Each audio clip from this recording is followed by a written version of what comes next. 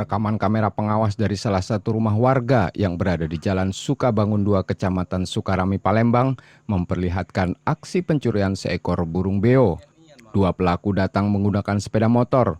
Tak butuh waktu lama untuk pelaku membuka kunci kandang dan membawa kabur burung beo yang pandai berbicara itu. Menurut pemilik burung beo, saat kejadian ia sempat memergoki pelaku, namun saat dikejar pelaku lebih dulu kabur.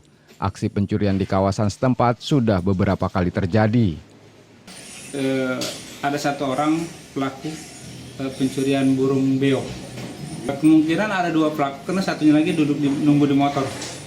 Harapan kita kalau bisa pelaku bisa menyerahkan diri atau ada efek jerah lah untuk para pelaku, biar jangan ada lagi pencurian untuk di lingkungan sini. Kasus pencurian ini rencananya akan dilaporkan pemiliknya ke polisi. Reski Oktora, Muklas Diferensial, Kompas TV Palembang, Sumatera Selatan.